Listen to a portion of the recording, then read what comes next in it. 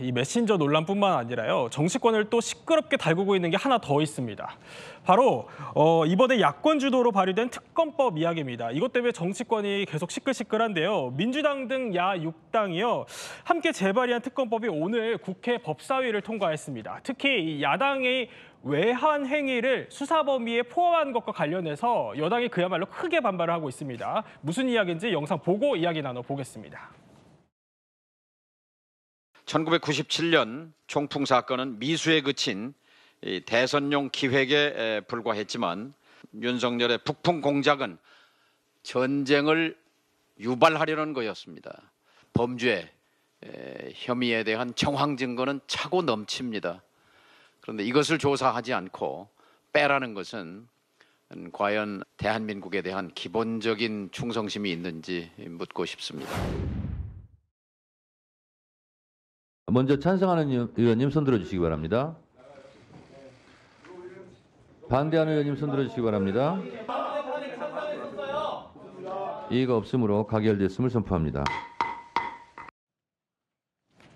자, 이남희 기자, 저희가 특검법 얘기를 살짝 준비를 해봤는데 이 내용이 포함됩니다. 네. 그러니까 해외 분쟁 지역 파병, 대북 확성기 가동, 북한의 공격 유도 등을 통해 전쟁 또는 무력 충돌을 유도하거나 야기하려고 한 혐의, 이거를 외환 행위에 포함돼서 지금 이게 문제인 거잖아요. 그러니까요. 그 국민의힘에서는 당장 예. 그러면은 지금 대북 정책 안보를 모두 다 지금 조사하겠다는 거냐 크게 반발을 했습니다. 이 반발이 나오니까 예. 조금 전에 뭐 여당 의원들은 나가고 야당 단독으로 통과되기는 했습니다만 저기서 추가된 문구가 있긴 있어요. 비상계엄에 대해서만 이번에 추가됐군요. 추가됐죠. 예. 법사위에 추가됐지만 비상계엄에 대해서만이라는 단서 조항이 붙더라도 어떻게 해석되느냐에 따라서 또 조사 범위가 넓어질 수 있다. 이런 우려가 나오고요. 사실은 이걸 받을 것이냐 말 것이냐 어떻게 갈 것이냐 지금 예. 국민의힘도 3시부터 의총을 하고 있는 중입니다. 아, 그렇군요. 김기용 대변인. 그런데 법사위에서 이번 논란이 계속 커지니까 비상계엄의 하나여라는 말을 추가를 했는데 그래도 논란이 계속 될까요? 어떻습니까?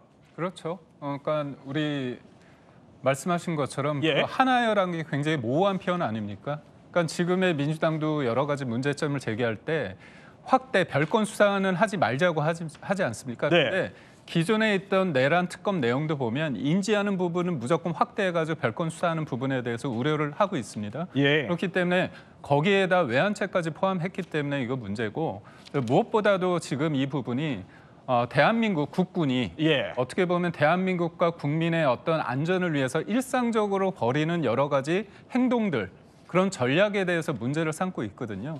대북 확성기를 가동하고 대북 전단을 날리고 그런 부분들이 어떻게 보면 지금 우리가 우크라이나 전에 북한군이 투입이 됐는데 파병이 됐는데 정작 포로로 잡힌 북한군은 훈련을 갔다고 얘기하는 거 아닙니까? 예. 훈련하러.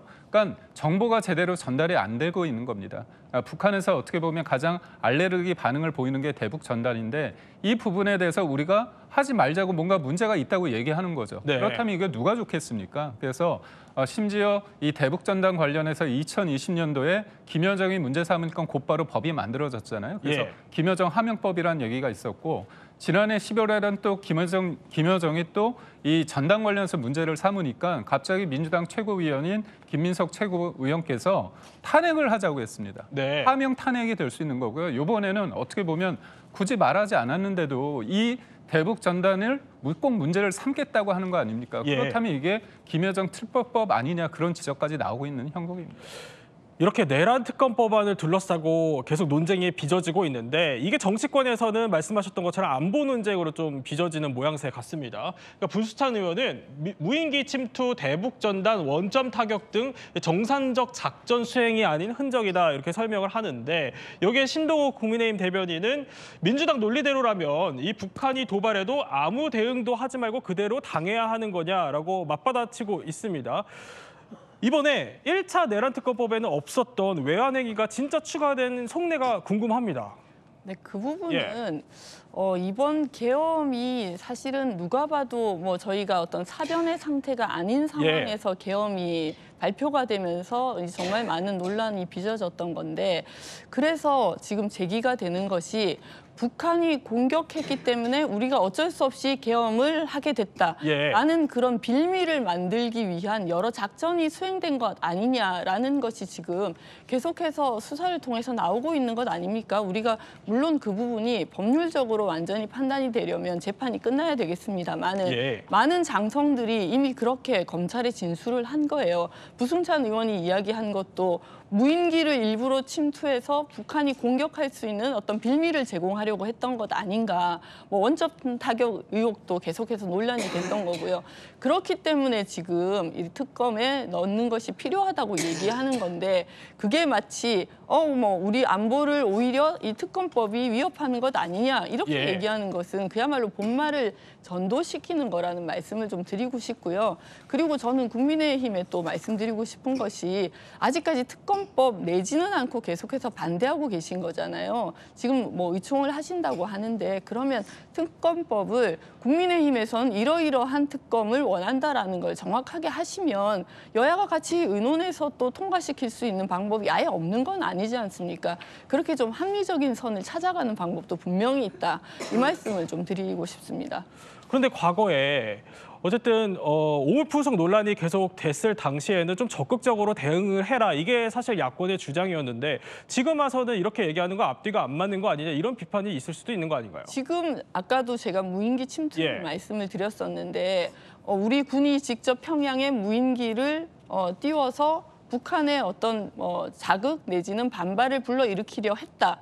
뭐 이런 이야기들이 나오고, 원점 타격 논란은 원점 그 오물풍선 원점 타격을 했을 때 또 북한이 공격을 할 수도 있다.